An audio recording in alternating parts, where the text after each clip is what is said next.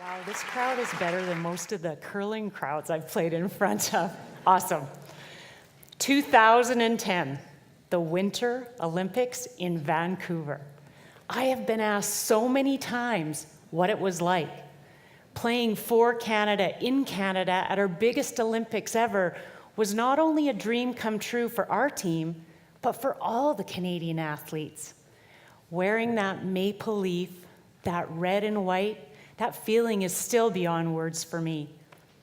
And when we walked in to BC Place for those opening ceremonies, as Team Canada, heard that roar and felt that emotion from the 70,000 Canadians in that building and the millions across our country, the realization hit us.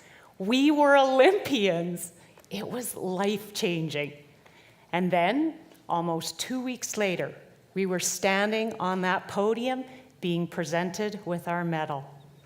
We were so proud to be Canadian and proud of what we'd done for our country and for ourselves. And as they placed that silver medal around my neck, I saw more than a shiny piece of silver with an incredibly beautiful design. I saw our vision and what it took to achieve it. I saw our coach and our husbands and our children and the hours of support and belief they provided behind the scenes. I saw our parents and our friends and their understanding when we couldn't give them all the time they deserved. I saw early morning practices and late nights pushing ourselves and each other to that next higher level. But beyond all of that, I saw a choice. How was I going to define this moment in my life? In 1996, Nike ran an ad for the Summer Olympics in Atlanta, which stated, "You don't win the silver, you lose the gold." Interestingly enough, that ad only ran for a few weeks until it was pulled. People didn't like it. I never forgot it. So in that moment, on that podium, was I going to allow a shoe company's ad to define our team's accomplishments? Or was I going to decide how the next chapter in my story would read? What if I chose to see the silver we won? What if I chose to see the success? I chose then and every day since not to let anyone else write my life story. How would our stories change if we realized we are the author? You see, the future at this point for all of us is unwritten. Our stories are not yet complete.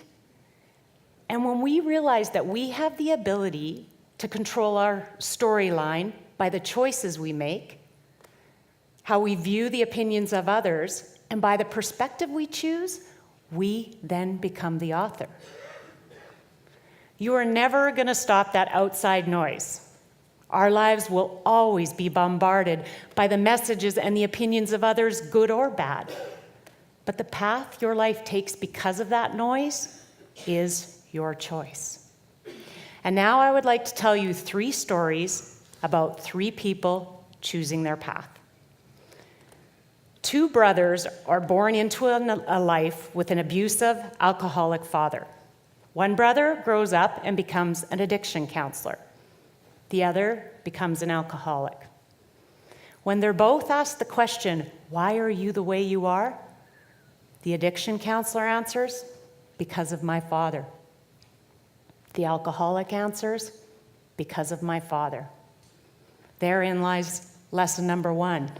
We can choose how we view our past. We create the person we become by the choices we make. Those choices are never easy, but when you arrive at those forks in the road, your story can go their way or your way. Choose your way. How many here have participated in the Ice Bucket Challenge for ALS? Yeah.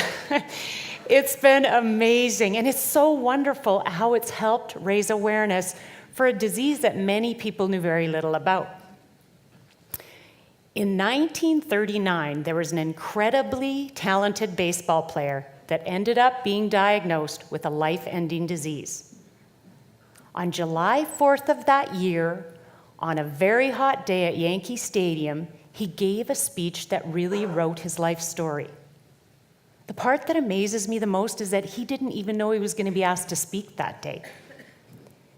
He said, "Fans, for the past 2 weeks, you've been reading about the bad break I got, that I've been diagnosed with a life-ending disease. Yet today, I consider myself the luckiest man on the face of this earth. I've been in ballparks for 17 years, and I've never been treated with anything but kindness and encouragement from you, the fans. Look at these grand men I've played with and for. Who wouldn't consider it the highlight of his career just to associate with them even for one day? When everybody down to the groundskeepers remembers you, that's something. When you have a wonderful mother-in-law who takes sides with you and fights with her own daughter, that's something. When you have parents who've worked all their lives so that you can have an education and build your body, that's something. When you have a wife who's been a tower of strength and shown more courage than you ever dreamed existed, well, that's the finest I know. So I close in saying that I may have been dealt a tough break, but I have an awful lot to live for." Had he not done that speech that day, his story would have been about a really good baseball player taken from the sport too soon. But instead, it was about a great man named Lou Gehrig who chose in that moment to write a great ending to his life story. A man who still influences us today as we dump icy water on our heads, helping to raise money and awareness for his disease. Lou Gehrig can teach us lesson number 2. Choose to see all the positives you have in your life. Choose to see the gifts. I was reading last month about a British Columbia lady named Gillian Bennett. Her story touched me like not many have. She was in the middle stages of dementia, still very aware, but she also understood exactly what her future would look like. She didn't want to put her husband, her children, her grandchildren, or our healthcare system through the years of care she would require as she became the shell of a person she once was. Gillian didn't want anyone else to write her story for her. So surrounded by family and on her own terms, Gillian ended her life. Now, I'm not speaking to the end-of-life debate today. That's for another time. But I am speaking to the fact that we should have a choice. Gillian made her choice. She wrote her ending. So there is lesson number 3. You can choose your future by the choices you make today. Those are 3 examples of people that chose their path and wrote their story. They chose how their life would develop, how the main character would be impossible to forget, and how their endings would inspire others. How do you see yourself? Do you have a clear idea of how your story will unfold? Is it an action adventure? Is it a romance, or is it a thriller? What does the cover of your book look like? Is it bright and is it bold, or is it dark and mysterious? What would the title be? How would the testimonials read from others? And would that main character, that mirror of yourself, be someone you'd be honored to meet? Many, many years ago, a young junior girls curling team lost their first provincial final.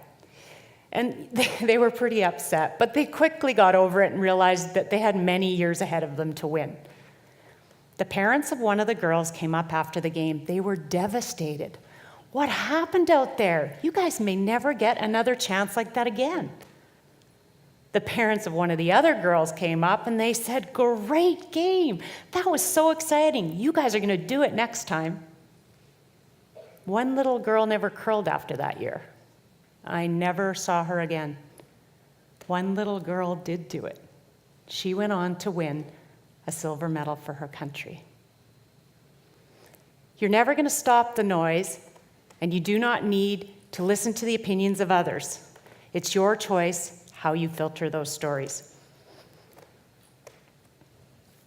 Who I am today as a person is miles ahead of who I was when I stepped onto that podium in 2010, because I'm choosing to live the life that I intend, because I'm choosing at those forks in the road to see the success, the friends made, the medals won, and the life well lived. In all good stories, the sentences end with a period, an exclamation mark, or a question mark. But we are the author, and we get to decide. And I'm ending mine with as many exclamation marks as I can. I'll finish with one last story today, and this is a story about choosing to let others enrich your life. It was the day after our gold medal game, and we were all a little bit down because the games were over. And we asked our driver to stop at the Starbucks near our hotel. And we were all dressed in baseball hats and jeans, unrecognizable as Olympians, we thought. So we head into this Starbucks and we place our order. And while we're waiting, the barista behind the counter, making our drinks, begins to sing, "Oh Canada," as loud as you can imagine, all by herself. We're kind of stunned. And then one by one, the staff joined in. And then the customers inside stood up and joined in. And people came in off the street, and they sang the entire national anthem to our team. They were so proud. And we just stood there with tears in our eyes and realized we were too.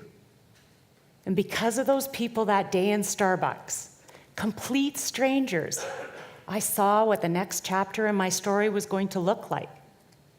I saw my choice. We had won a silver medal and made our country extremely proud. Everything you become is based on the choices you make. It's not your parents, your job, a Nike ad, or the opinions of others that are to blame. You and only you are responsible for every choice made and every path taken. And at the end of our story, our character is the sum of all those choices.